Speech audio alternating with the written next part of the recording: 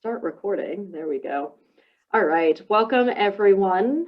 This is our first spring event for Focus Aphasia. Hopefully you found us on our website, but maybe you were also directed here from ASHA or from your instructors, which all of these are fantastic. If you like this type of event and if you're interested in future events, please check out what we've got coming ahead in the spring. So this is part one of a workshop on main concept analysis, which is going to be led by Dr. Sarah Grace Dalton and Jessica Richardson. There's part two coming up, which will be a little bit more interactive, where these more hands-on activities. And then we also have some invited lectures coming up on a variety of topics, right? Hemisphere disorder, discourse analysis using Aphasia Bank. I believe Dr. Jean Gordon's going to talk to us about that. Got a lot of exciting events coming up, all free. If you'd like to use any of this towards your CEU hours for ASHA, we're not CEU certified, but you can definitely record this. I think it's called a CMH hour. And if you need a letter confirming that you attended, I put my details in the chat, but you can also find my details on Focus Aphasia website, and feel free to email me and I can send you a letter to confirm your attendance. So with that, welcome. I'm going to run the waiting room and the chat. So if anyone has any questions, feel free to send them my way. And with that, I will turn it over to Sarah Grace and Jessica to introduce themselves, because they'll do a much better job than I will. But thanks all for joining us today. I'm super excited for this. Great, thank you. And thank you for having us. We are very excited to do this for several reasons. One is that we really love sharing tools and creating tools. and so what you'll notice throughout is that there's going to be a bit of a dump of resources to you, and we're not apologizing for that. And also we have wonderful folks here at Focus, and of course at Aphasia Bank. You know, Davida is here, and from the very beginning she has been an advocate for sharing all of the information that we have created, checklists, anything on Aphasia Bank, and we'll actually highlight that in our talk as well. So I'm Jessica Richardson. I'm at University of New Mexico, and this is... I'm Sarah Grace Dalton. I'm at Marquette University. And we have shared a link for you. It's a Google Drive folder. You should be able to see it in your chat box. And if you navigate there, I'm just going to show you what I see when I navigate there. And I'm going to share my screen. So hopefully you're seeing my screen. And you should see an Mca Enhanced Manual that we're definitely getting to next time, and spending lots of time in the manual and with lots of examples. You'll also see readings and resources, and these are essential readings to Nicholas and Berkshire, of course, and we'll be spending a lot of time with that. And then the two of our articles that have checklists and norms, and we'll continue to add to this. And I really, if possible, I would recommend keeping this link because this will be updated over time. The manual is updated constantly. You'll see our manual has a pretty recent revision date of the 23rd. So, the same thing, our rules for determining accuracy and completeness, we update it with examples of problems that we run into all the time. So I don't know how helpful it is to just download hard copies, and because then you might make the mistake of missing out on some update or revision. It's really just good to stay tuned to the live links. I'm going to start us off just by talking about kind of our plan for this session and the next. And I'll start us off just talking about main concepts and what they are and why we like them or love them. Want to marry them. And then I'll switch it over to Sarah Grace as she'll show us some tools that we've recently updated to our advantage. And so we're sharing them with you, so it will be to your advantage as well. And so I am going to share my screen over here again. Sorry, let me narrow it down so you don't see all of my mess. And you guys should be seeing just a PowerPoint screen. Is that what you're seeing on your end? Good, thank you.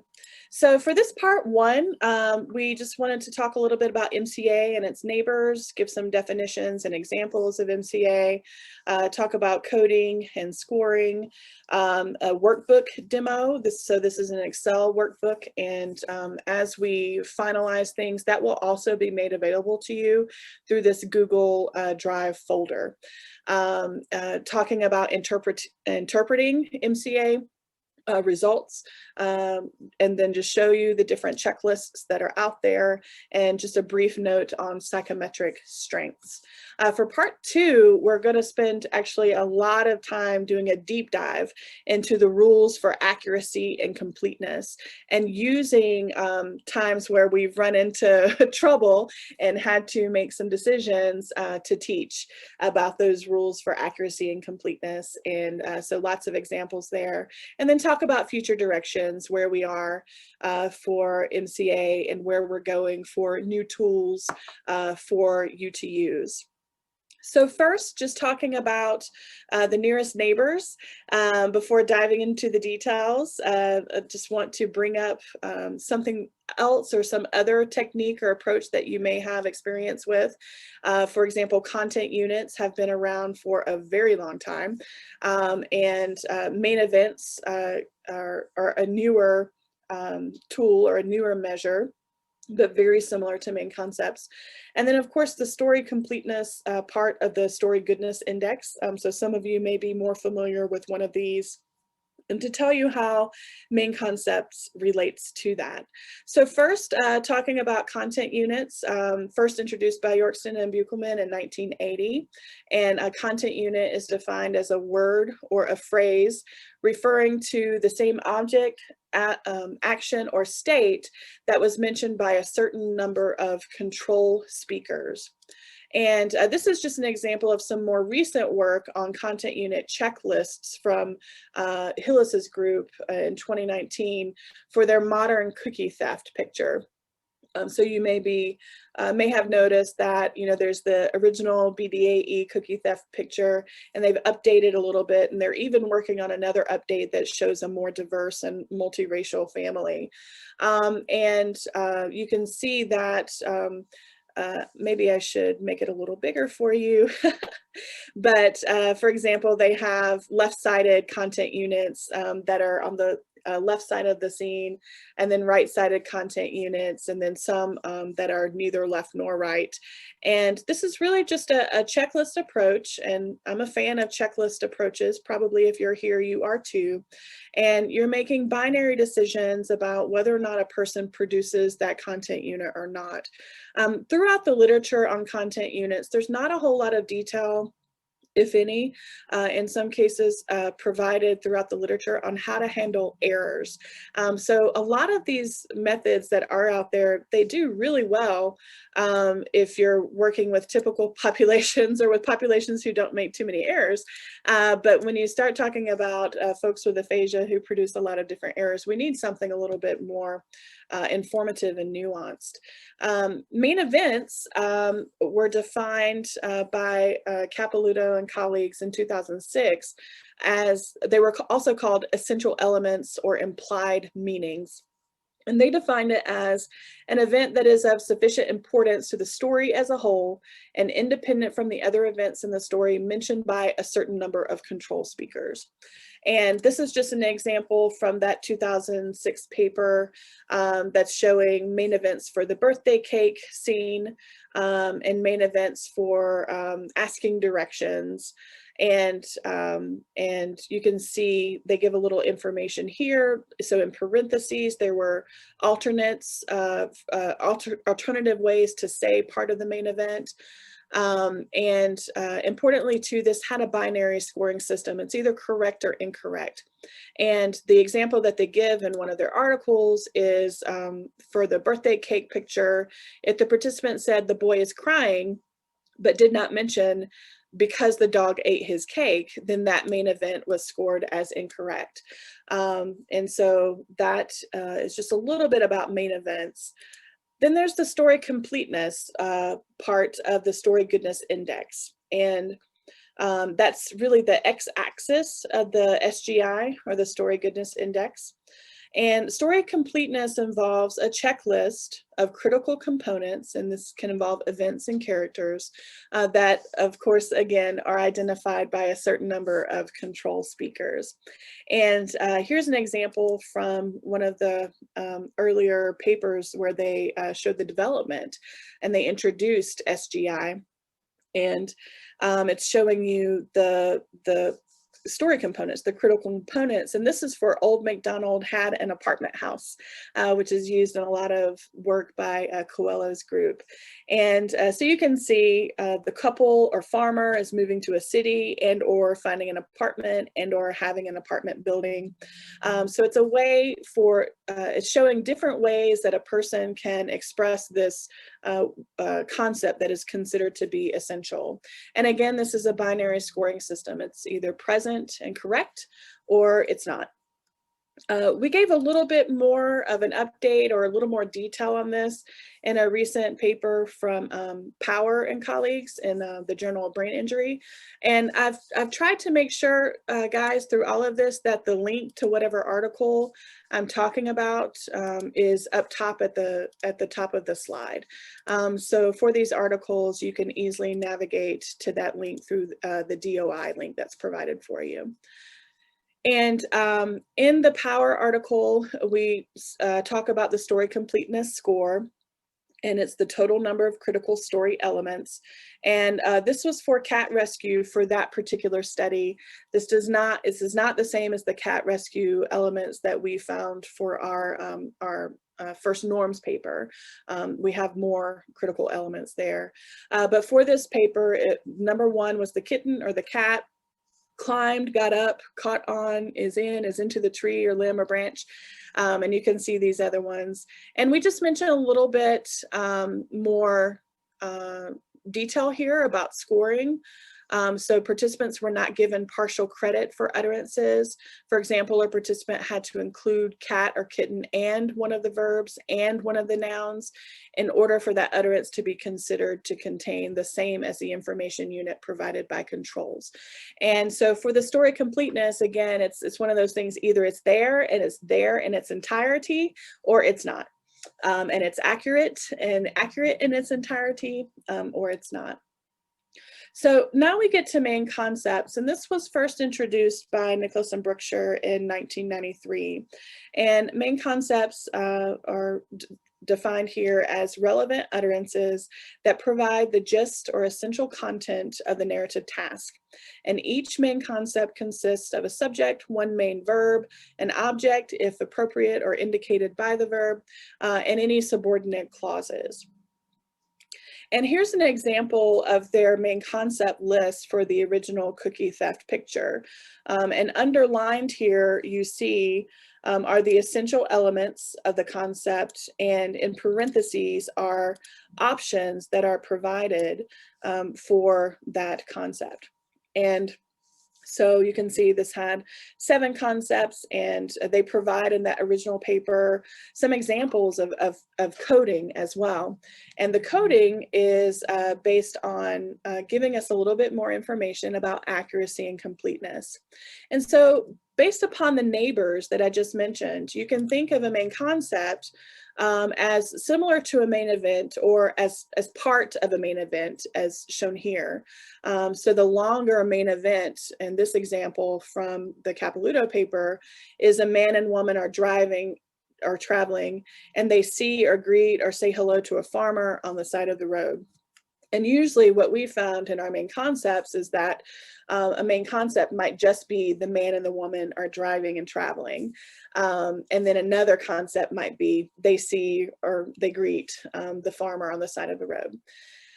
So you can think of a main concept as part of a main event, and within that it contains essential or critical content units, which is the first tool that we mentioned. So this concept of a man and a woman are driving or traveling has 3 essential content units, or 3 essential elements: the man or some acceptable alternative, a woman or some acceptable alternative, and then something for driving and traveling. And importantly, a key and needed feature that MCA adds, or that main concept analysis adds, is that each concept is evaluated for the accuracy and the completeness of each content unit that is contained within. And that measure of accuracy and completeness is really what's missing from these other measures. It's allowing us to still count things that are inaccurate, or concepts that are somewhat there but are incomplete. And that is what we need on this landscape of other measures. At least we need to have the option to have this type of tool available to us. So I want to show you an example, and we're going to use broken window for our examples that we're walking through for this time, and a lot for the next time that we meet as well. And in one of the readings that was provided for you, you actually have, it's the aphasiology article. There are all of the concepts for the broken window. And then you can see also in that same paper, there are the main concepts for Cinderella, which we're not going to dive into today, and also for PBJ. And I hope I didn't make you just go crazy or get sick there by scrolling on the screen. And then there's a follow-up paper where we present for the other Aphasia Bank tasks of cat rescue and refused umbrella. And we've really been able to we've really enjoyed and benefited from the resource that is Aphasia Bank, and wanted to make sure that we help to provide tools for people to query Aphasia Bank, to use Aphasia Bank, to add to their knowledge. And so it's been really exciting, and it's been a long time. We've been working on this for many years now. It's been really exciting to work with Aphasia Bank and to have their guidance on this as well. So I want to look at some examples. This is just a partial picture of some of the main concepts for broken window. And the checklist, as I just showed you, and as is available to you in that article, for the main concepts are in Richardson and Dalton. And I want to look for a bit at the example of this second concept, which is the boy was playing soccer. And so in our checklist, we have, okay, the boy is one, you can think of it as CU within that concept. So it's one content unit or one essential element within that main concept. And then something related to playing or was playing, and then soccer is the third. So this one concept has three essential elements. And then within that concept, we try to list as best we can some alternatives. So for the boy, it could be he, since the referent is unambiguous. Some give the boy a name. Johnny is very common. And we have some questions that have come to us recently about the gender of this boy, and we may address that next time. We're not going to have time for that today, but it may come up in our talk next time. And then for playing, it could be is kicking, kicks is practicing, and then for soccer, it could be with the soccer ball, with the ball, or with the football, if it's culturally appropriate, if they're not from the US and soccer is football. And then we give a little bit more, like he has a ball or he has a soccer ball does not necessarily count towards this concept, because this concept is really about boy, action, ball. There are, of course, some caveats to that. When we get to the rules for determining accuracy and completeness, we'll revisit that. And that's why we really need a whole different session just on rules for determining accuracy and completeness.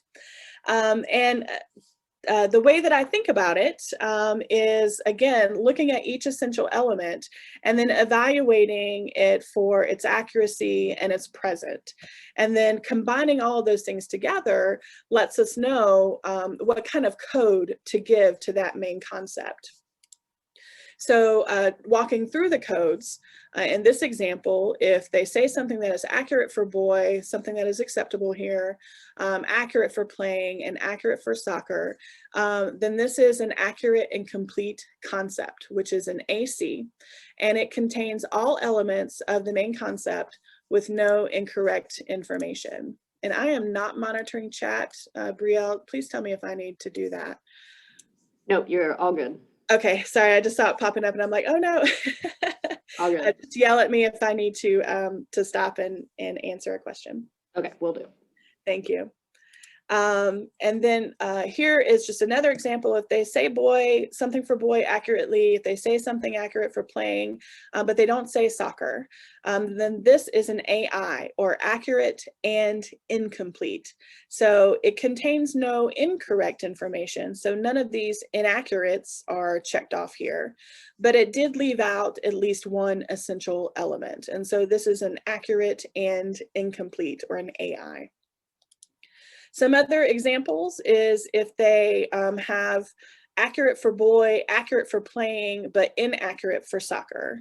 Let's say they said baseball, or if they said football, but it wasn't, culturally appropriate for them to say that. Or inaccurate for boy, accurate for playing, and inaccurate for soccer. Then this would be an IC, an inaccurate and complete. So it contains at least one incorrect piece of information, but it does mention all of the essential elements. The next code is an II, which is inaccurate and incomplete. And this would mean that you would have to have something absent. So something has to show up as absent. So here in this example, the boy is accurate, but playing is absent, and they said something inaccurate for soccer. Or the boy is inaccurate, accurate for playing, but soccer is absent. So these are some different ways that you can get an II code. And then, of course, if they don't say anything for boy or playing or soccer, all of those are absent, then this is an absent concept. No utterances were recognized as matching up with a main concept on the checklist. And in the original article, we actually give some scoring examples, not just for Broken Window, but also for Cinderella, and also for PBJ is in that original article. And so we try to provide a lot of examples in the articles, and then what you'll see through the resources that we provide for you through the scoring manual, as well as the rules for determining accuracy and completeness, there's lots of examples of scoring, of coding and scoring within those materials.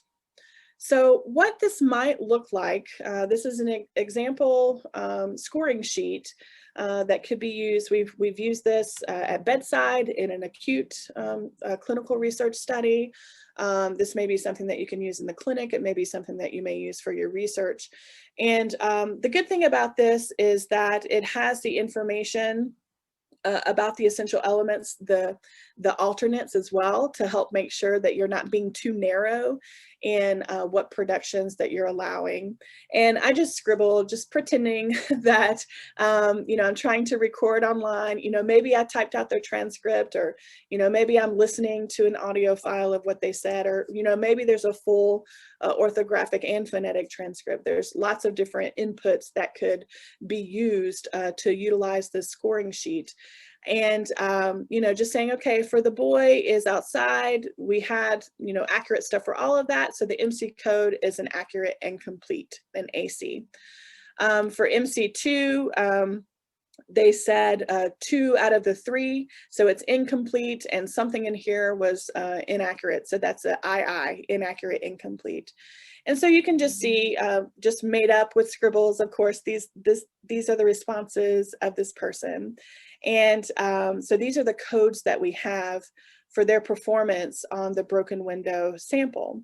And then you have the option too to apply a scoring system. And there are 2 scoring systems that are out there. There's the original scoring system introduced by Kong in 2009, and where accurate and completes are ACs, accurate and completes are given 3 points. Accurate and incompletes, or AIs, are given 2 points. And IC and II, so inaccurate completes, inaccurate incompletes, are collapsed into a single category, and they get 1 point. And then absent, of course, 0 points. And then we introduced an alternate in 2016 where we split out the IC and the II, giving a little more credit to the inaccurate and complete scores, just 1 more point, because we didn't want to kind of penalize one type of paraphasia over another. And so that was our rationale. And we talk a little bit more about this in the manuscript. So you have two choices to apply the scoring. And so in the example that I've given, we've applied the Richardson and Dalton scoring system so that the accurate complete gets 3, the inaccurate incomplete 1, accurate incomplete 2, absent of course 0, AI 2, absent 0, AC 3, AI 2. And you know, maybe you didn't have time or didn't want to or need to scribble whatever it was that the person said down. Maybe you just circled the stuff that was accurate, like we have in a lot of our other testing measures. You know, if they said it, if it was present, you just circle it, and then only write down things when it was inaccurate. So that's just an example.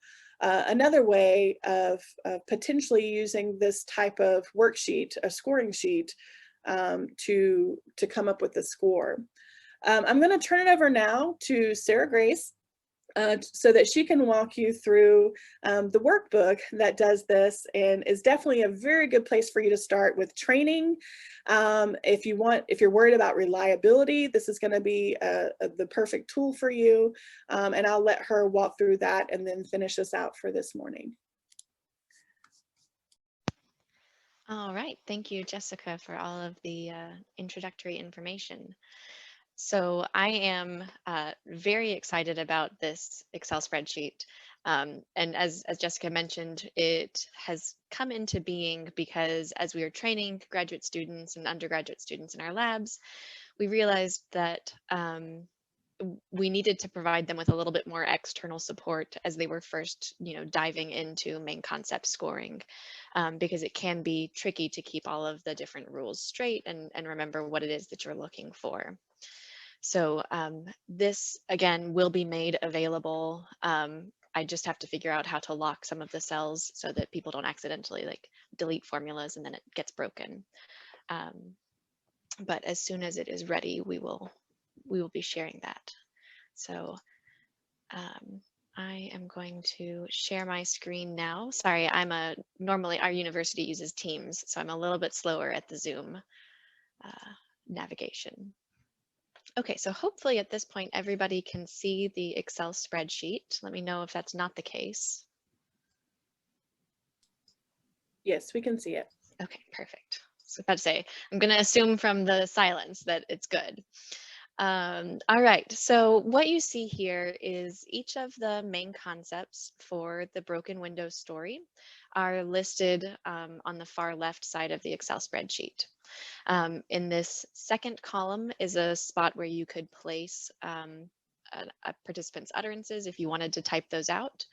And then we've broken out each main concept into its essential elements. So as you're using this Excel spreadsheet, you would certainly want the checklists from the published articles up beside you so that you could see, what alternatives should be given credit as well. But, for simplicity's sake, we just included kind of the main essential element. And then in the checklist here, you are able to decide for each essential element if it is present, and or absent, and then if it is present, whether it is accurate or inaccurate. And this has been, I think, really helpful because it provides this immediate visual feedback of, yes, I have coded this element, and I know whether it is, accurate or inaccurate or absent. So accurate essential elements are given a kind of a green background and they have that accurate checkbox. If this individual, for example, said that the boy lives outside, lives would be an inaccurate verb, but the rest of the essential elements are there. So we would code lives as inaccurate. Nope. And then we would code outside as accurate. And so here we would see that we have all three of the essential elements are present. So we only have to make a decision about the accuracy. So we know it's going to be complete because all of the essential elements are present. And then because we've coded one as inaccurate, we know that this has to be inaccurate complete. And so again, that just kind of simplifies things for when you're first beginning, making that decision of, is this accurate incomplete, or is this inaccurate and complete? And then as you see this, the main concept score box automatically updates, based on the code that you check on. And you can see I've color coded each of the cells so that once you select the MC code, this box also updates. So absent is going to be red, accurate complete is green, and then both the AI and the IC codes are shaded yellow. And again, that's to kind of represent that there is an error here, but that phonological errors are not any more or less errorful than semantic errors, and so they count kind of against you the same amount. And then if there is both inaccurate information and missing information, so for example, for the ball broke a lamp, if an individual said baseball and lamp, there's both inaccurate for baseball and missing information for broken, and that is coded as orange. And then down at the bottom of this, we have, I can zoom in a little bit, the Richardson and Dalton composite score. So that is using column F to calculate the Richardson and Dalton composite score. But we also have the Kong composite score calculated down here. So you can get both of these at the same time, so that you don't have to go and do different calculations. This also gives you the number of each code that has been assigned, and then the main concept attempts. And so main concept attempts are just the sum of AC, AI, IC, and II codes, which gives us some information about, at the very least, even if they weren't totally successful, how much of the story were they trying to get out? And so you can see, they attempted 5 of the 8 main concepts, which is not bad. And then, with varying degrees of success. All right. So any questions about this Excel spreadsheet before I move over to interpretation? There was just one chat from Karen, and she made a good point of mentioning the protocol instructions for having someone do these tasks is on Aphasia Bank, and we've actually linked that in the chat. Yes, that is true. Okay, all right, so we'll dive into the discussion a little bit. One more question, Grace, sorry. Mick is asking, is there a way to automatize the MC code column, or is it better for that to be manual? Yeah, that is a really great question. And it's certainly something that we would like to be able to do. I have not yet found a way to make that happen in Excel. So if you have an idea and would like to share it with us, we would absolutely be open to that. We are always interested in refining these tools and making them more useful. Yeah, and I've been working with some if-then codes. So we'll see how that goes out. And then we'll talk about in the next session with you about future directions, because we're working with various folks on different apps or other programs for this to make it even more friendly. And we'll touch on that next time.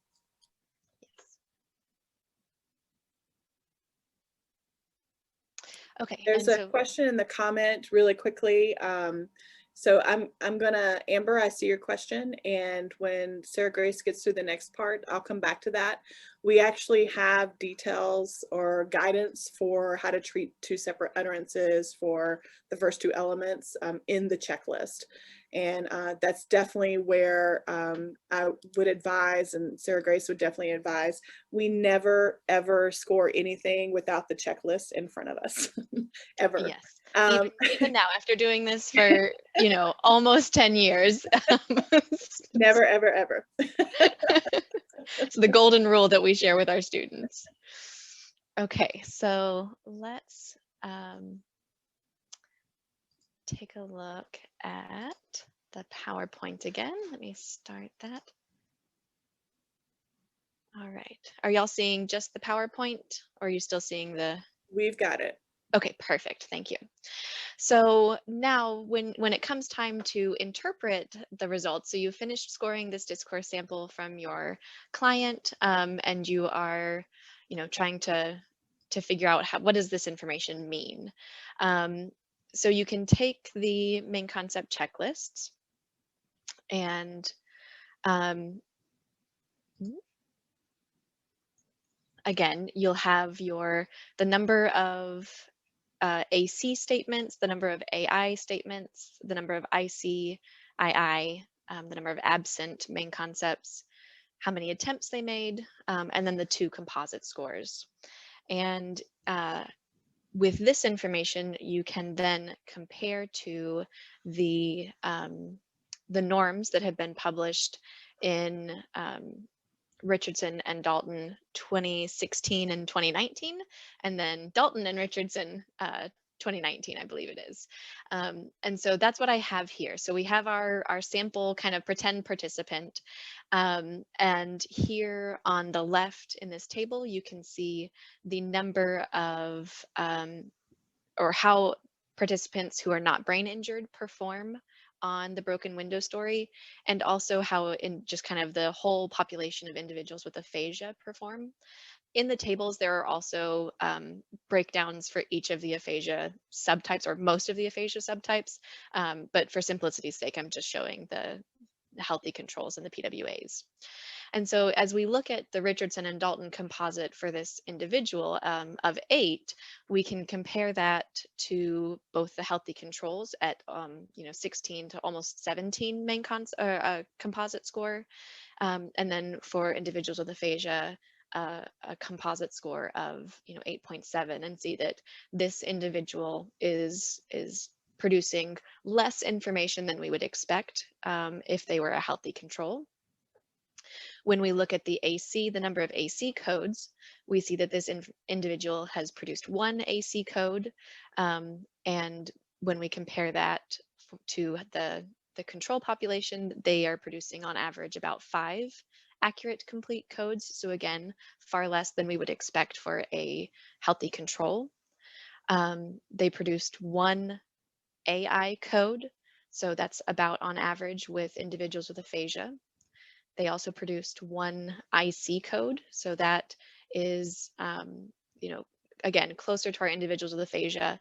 IC and II codes are relatively infrequent overall, but when they are present, they are highly indicative of an aphasia diagnosis. As you can see, the healthy control individuals, none of them actually produced an inaccurate and incomplete statement for the broken window picture sequence. And then very, very few of them produced an inaccurate and complete statement at that point 1. And then in terms of the number of absent main concepts, again, we can see that this individual, our kind of example individual, has 4 absent main concepts, which is more than you would expect to see from a healthy control, and has about the same number of attempts as we would expect to see from a person with aphasia, fewer than we would expect from an individual who is a healthy control. So, this very clearly situates this individual in line with performance of individuals with aphasia, and pretty clearly outside of the average healthy control performance. So taking the table and our participant performance, we can then take a look at some of the box plots that we've provided in the manuscript. And this particular box plot is showing the main concept composite score for broken window. And so our healthy controls are on the far right in the black box plot.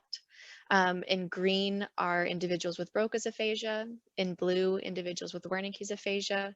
Yellow is individuals with conduction. Gray is individuals with anomic aphasia.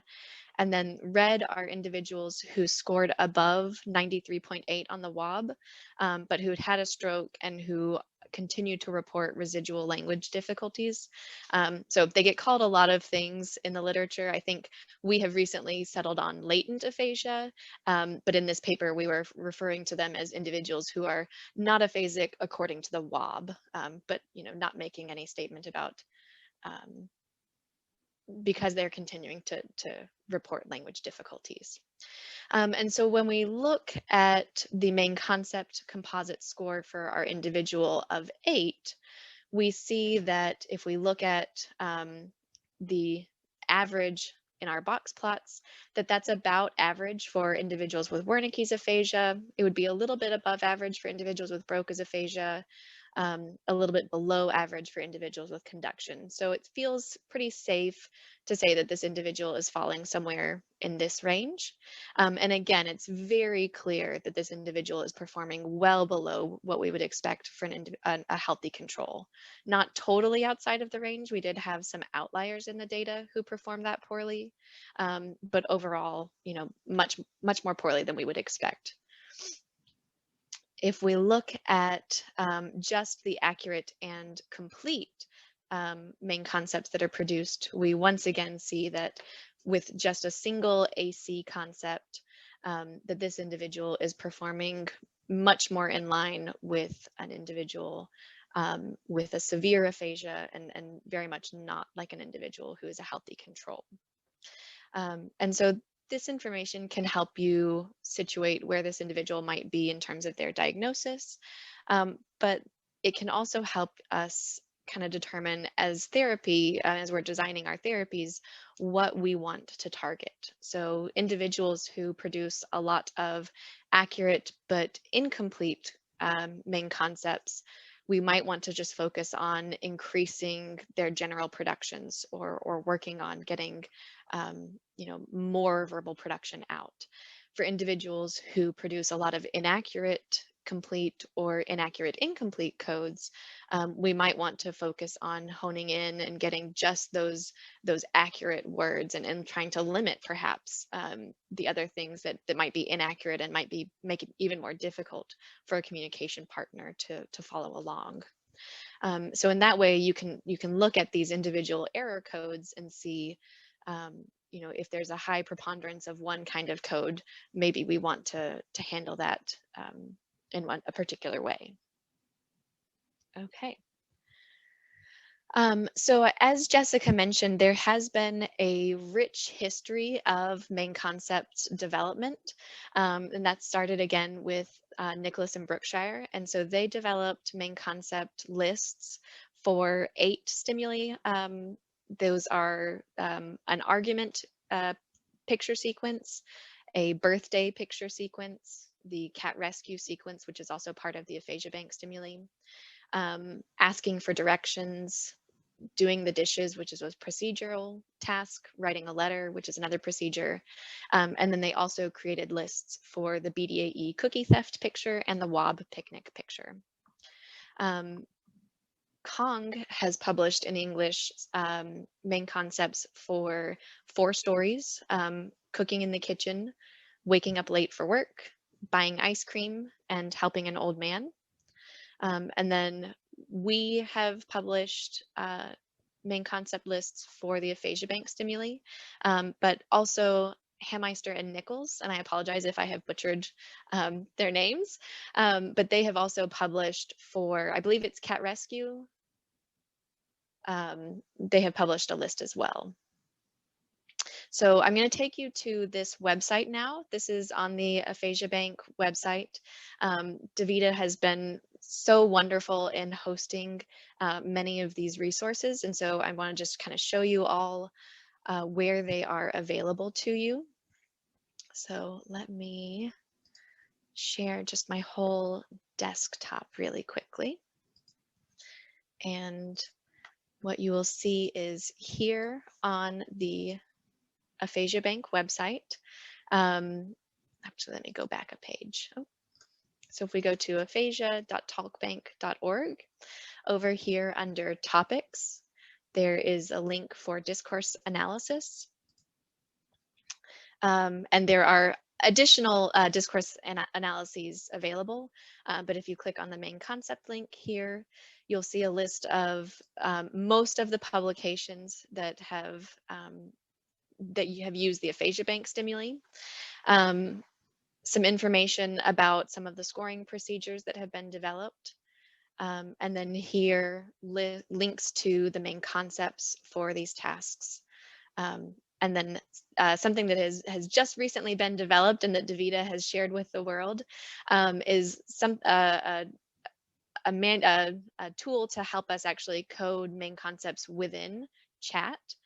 So that you wouldn't necessarily need an Excel spreadsheet. So hopefully people will be able to find the method that works best for them and for their kind of their life.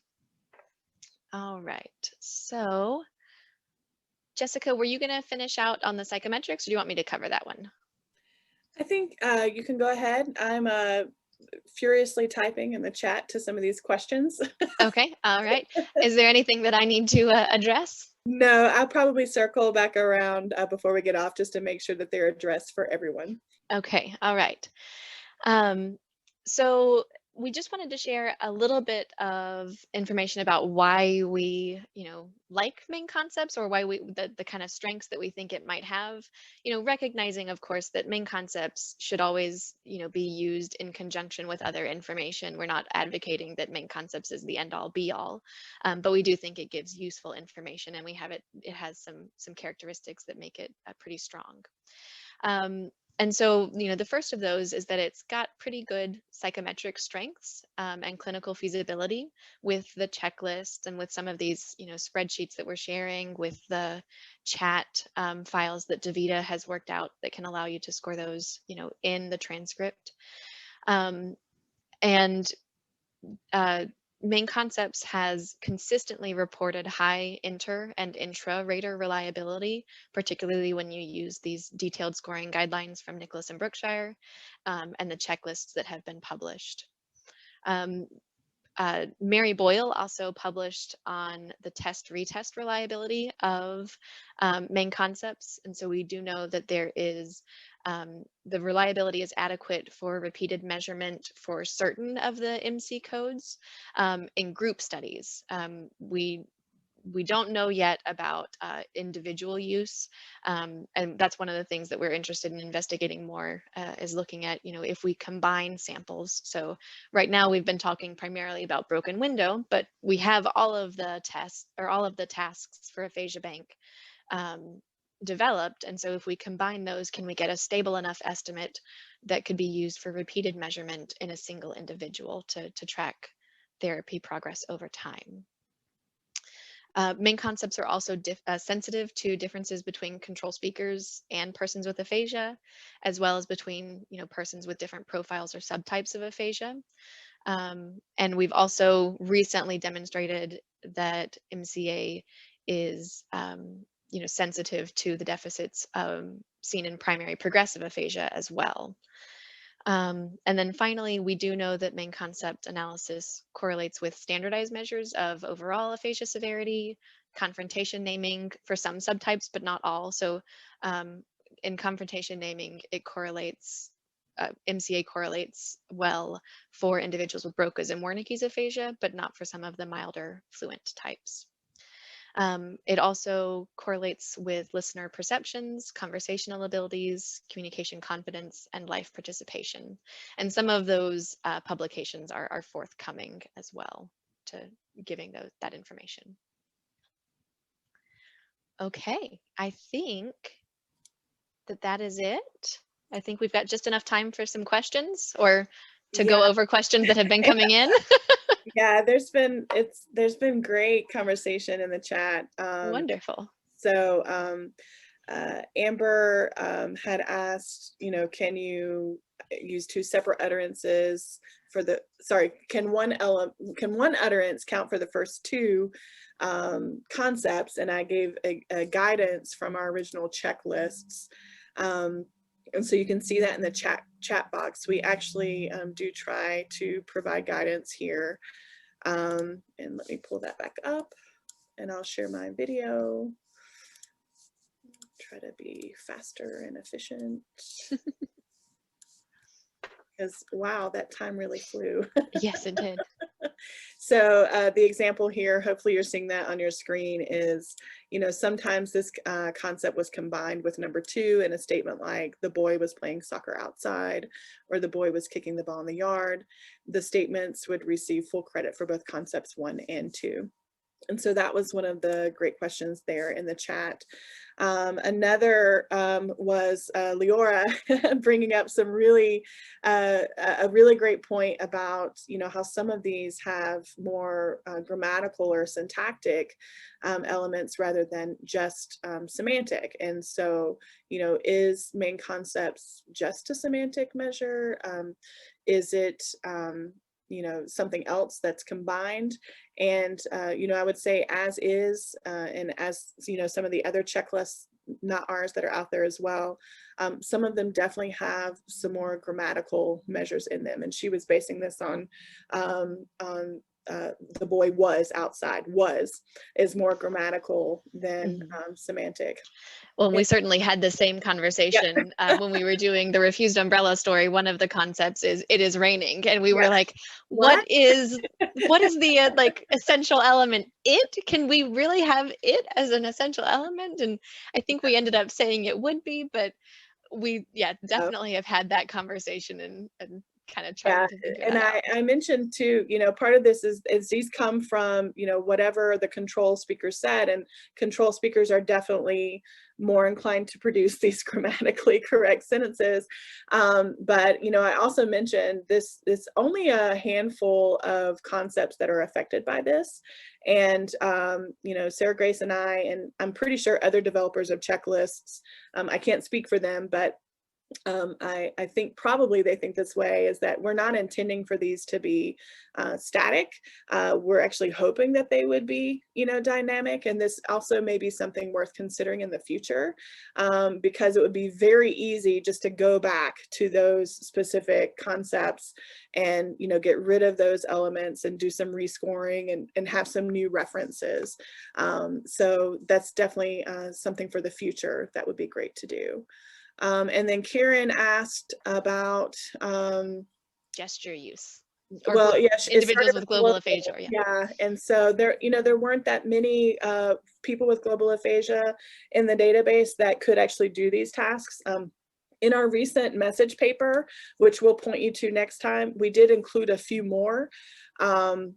And then there are some other folks, and I think it was the Hammaster Nichols, where they were looking not just at spoken language, but they were looking at other gestures and nonverbal. And I think that's a fantastic direction. We actually did it for an ASHA paper. We just never published it. Yeah, it's just a poster. Why didn't we publish that? I have no idea. We're very busy. So really great ideas and questions in the chat, and you know, thank you for continuing to sharpen this and sharpen us as well. We appreciate it. Yes. Yeah, and this is Mick, I think. Yeah, I've been working with if then and true false, so I'm going to copy this out right now. I'll try and save the chat as well. Yep, perfect. This is brilliant. I love it. Thank you so much for sharing that insight for you. Yeah. So there might be more questions, and I know Brielle's probably about to guide us through that as well, or either guide us out of here. But next time, Tell us to stop talking. Yeah, next time we're going to dive deep into the rules for determining accuracy and completeness, and really hit what I call hot spots.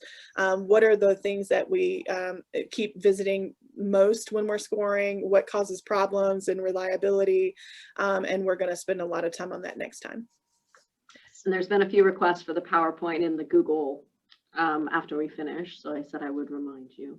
But yes, we will definitely be having this again. I think it's either in 2 or 3 weeks. I don't know. Time is a strange thing these days, but it is on the website.